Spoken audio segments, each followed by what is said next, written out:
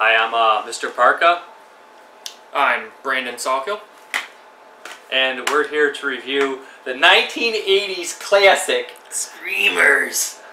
You know what's funny? I already had this DVD called Island of the Fishmen, but I never watched it. The DVD is actually called Island of the Fishmen. Yeah, it's by Mia Communications, I believe. I remember that company. Mm. But Scorpion released this, and I guess there's this crazy story about this that they show on the Blu Ray here about a whole bunch of different people adding footage and cutting fake trailers, nonsense like that. The collaboration. Watch the supplements if you ever get a hold of this release. Watch the supplements. The interviews are hilarious. Just to understand and see the collaboration on this movie, it was a clusterfuck. All the blood, sweat, and tears that went into Screamers is ridiculous. But it's originally an Italian film directed by Sergio Martino. He directed 3 Italian adventure jungle movies. This is the last one I needed to see. He did Big Alligator River, which is pretty cool, and Mountain of the Cannibal Guy with Stacey Keach that everybody will remember. But they're all pretty decent movies. I would say this is probably the weakest of the 3, even though it has a million cool ideas. It's just way too much stuff in there, and it does get a little boring. See, I haven't seen any of the other ones you mentioned. You know, I don't know. It's a lot more fun than something like Mountain of the Cannibal Guy. It's pretty barbaric compared to these other 2, but of course that's the genre. Mm-hmm. But the opening, I think, is what really ruined it for us. Dude, the opening is fantastic. It's shot by an American director, I believe, and it had. It was Roger Corman. They said Roger Corman directed the whole. He went back and filmed those parts. It says Miller Drake, though. I think that he said that Roger Corman paid for it or something like that. I don't know. Mm. Yeah, but it looked straight up like Humanoids from the Deep style. It was awesome, and it had Cameron Mitchell and Mel Ferrer in it for 2 seconds, and then right away there's this huge gore, awesome monster, and you're like, this is going to be amazing. So much atmosphere. The fog machine was in overdrive. Yeah, some of the deaths, it's there's a full, head rip. It looks awesome. It was great. The atmosphere is great. And then you get past the credits, and then you get to the actual movie, and surprise, it's totally different. Well, the first 5 minutes, I was like, this is kind of cool. The convicts on the boat crash, and I was like, this is cool. And then the first death, we were both like, this isn't the same movie. It's creature, he's like, ah! It's your typical, They did it twice in a row, that's when we knew shit was starting to stink. The plot gets ridiculous. It has Richard Johnson in it, who is on another island with a bunch of other inhabitants, similar to Zombie. I mean, this guy's just getting stuck on islands all the time. But he's actually really cool in it. He's kind of like an evil James Bond type character, something like that, British guy. Pretty much. Barbara Bach's in it and the star of this one is also, I believe, in Big Alligator River, if I'm remembering correctly. He looks like the poor man's Hugo Stiglitz, or maybe Hugo Stiglitz is the poor version of him. I don't know. Could be. But I really, I know that guy's in a bunch of Italian stuff too, but the movie has so much crazy stuff in there. The sets are awesome. Yeah, and there's really good use of miniatures. Yeah. I mean, there's miniature work that's been done better, but I mean, for this type of movie, I think it's splendid.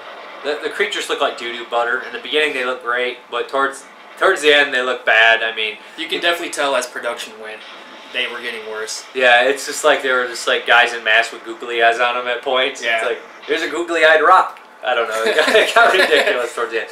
I enjoyed it. I could never hate this movie, but I could never really, truly, full-heartedly recommend this movie either.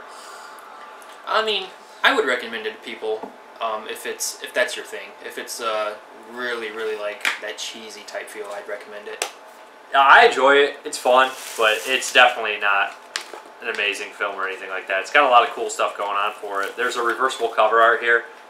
Now it has basically, so it has 3 titles, right? Yeah, it has Island of the Fishmen.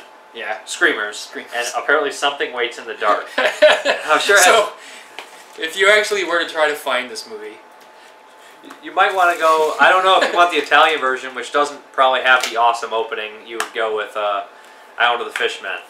But if you want the Blu-ray, you should go with Screamers. I don't understand why they didn't just include both versions on here. But then, I don't know. I'm sure that there's rights, Mia Communication notes. And see, look, I don't know if you can see it there. Look how awesome that cover is. Doesn't happen. Not the movie you get. And it's I guess in the interviews too, Jim Wynorski did the trailer to this movie. And the trailer that they show in the supplements is awesome. And it kind of almost made me wish I was watching that movie instead. But really, the premise of a man turning inside out doesn't really make sense. Why is he going nuts? He just turns inside out and he wants to kill people? I don't get it. Well, yeah, wouldn't you? I don't know. I never got turned inside out. They're men turned inside out, and worse, they're still alive. How mad would you have been if you saw that in theaters and then you're like, this has nothing to do with guys. This is like... Oh, man, that probably would have been the worst theater experience ever.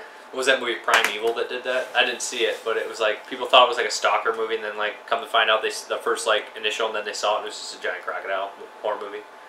Oh, I think I know of it, but I haven't seen it. I didn't see it either. But yeah, I mean, I don't know, like overall, like, the movie, I think, the biggest failure this movie has is its story. It falls into the same mediocre trap. Kitchen sink approach. Pretty much. There's the fallen water creatures, fallen city of Atlantis, scientists changing people into mutations, volcanoes. Science is mistreated for riches, pretty much. Yeah. But it's got a really good cast, even though Cameron Mitchell and Ferrer are like first build and they're in it for like 2 seconds. Don't blink. Seriously, don't blink in the first like 3 minutes. You'll miss a lot of great stuff. But then you can, relax your eyes a little bit as the film progresses. If you're looking for nudity, you won't get it in this movie. Nope. I think there is a moment of an attempting rape, and she's like in the water, and you see some maybe nipple action. That's as much as you're gonna get. Although Barbara Bach is her name. I believe so. Yeah, she is. I mean, she's really gorgeous. Yeah, I know she was in one of the other ones. I want to say she was in. She might have been in Mountain Cannibal and Big Alligator River. She's in one of them. I recognized her from another of the Martino movies. Yeah. But we're not talking about the most important part of this movie. Jose. Oh. The convict Jose. Best character in the movie.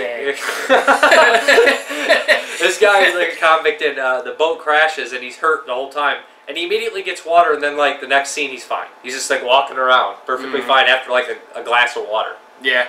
Now, I don't want to. Well, if you're the type of person that gets upset for spoilers over this movie, I won't ruin any spoilers to what happens to Jose.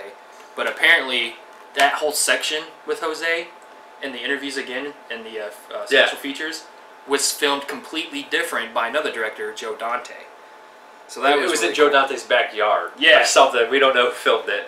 I got that. So when you see what happens initially to Jose, even though that's not even the same actor playing Jose, the guy had blue eyes, No. and Jose's eyes are all over the place.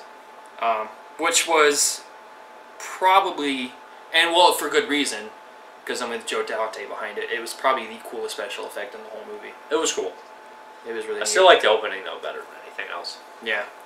If you want nudity and gore and probably an all-around better horror movie, stick with Humanoids from the Deep. The gore starts out. It's great. Yeah. Gore starts out, but yeah, it becomes it falls into a boring trap. It really does, which is kind of a shame because it's a neat idea actually. I'd say it's somewhere in the middle. I'd watch it again. Don't love it. Don't hate it. I enjoy it. Happy to have it. Yeah, definitely. It's also a good release. Now, what else has Scorpion done? Like Scorpion released tons of stuff. I mean, they're releasing Grizzly. Oh man, yeah. nice. Yeah, they release tons of stuff. They're one of the premier companies right now. I'd say one of the best ones working right now. Besides, like Scream Factory, Blue Underground, Synapse. They're top 5 companies out there doing stuff. Right. I'm trying to think what else they just did. I think they just released House on Sorority Row on Blu Ray. Yeah, they got tons of stuff. Another thing I'd like to mention, like watching, especially the atmosphere and the sets and stuff. I mentioned it while we were watching it. It's like if you ever seen the Hammer film Lost Continent, has not a lot of feel, but it had a lot of similarities, and that's what kind of made me enjoy the adventure aspect of the movie a lot more. I liked it. That's kind of a theme with Italian horror films or Italian movies like this. There's always kind of a adventure theme. Even Zombie, which is, much more violent, much more grindhouse style, I guess you'd say, is the way to explain it. I don't know. Exploitative, I guess I'll use instead. Even has an adventure theme to it, and it does have similarities to Zombie or Zombie Holocaust or stuff like that, and also has similarities to, the cannibal genre, but as fishmen instead. What's up with the zombies in the beginning? Remember? Oh, yeah. I forgot about that. Yeah, that made no sense. There was voodoo aspects in the film, but they kind of just abandoned it towards the end, and there were zombies in the beginning for no entire reason whatsoever. There's a moment in the beginning when it's the last surviving character, the female. She goes into the Cave of the Dead, is what it's called. Was that her? I think it was a different actress. Well, not Barbara Bach. The one who gets killed. Yeah. There's a moment where like you see someone who's already been killed, and they have like a skeleton face, And they just get up. and then just their eyes come open, and they like come up, and I don't know. It looks cool, but it makes no sense. Yeah. Which is, I loved how they gave it that actual name, Cave of the Dead. Well, let's head over to the Cave of the Dead. Something just people know and it exists. And they just go there nonchalantly to die. But I don't know, yeah. If I was in the mood to watch something like just goofy, just... If I wanted to kill myself, I'm just kidding. No, I'd recommend it. I'd check it out. I like it. It's stupid. It's fun. Definitely. If you like Italian cheese flicks, it's definitely one you'll enjoy. If you're tired of watching the same 10 movies you watched 100 times that are great, so you might want to give this a chance. And if you want a little bit more description on it, the case here says, an Italian take on the island of Dr. Moreau with a healthy dose of the creature from the Black Lagoon thrown in. So you got a couple of mixtures there. Which there is. There is like... Yeah, it's probably about as good as the 70s version Island of Dr. Moreau. There, especially creature. There's a lot of inspiration behind that. Yeah. So, yeah. It's got your typical underwater shots of creatures, the Jaws shot where you fall underwater. But if this sounds like it's something you'd like, check it out. I'm Mr. Parka. I'm Brandon Salkil.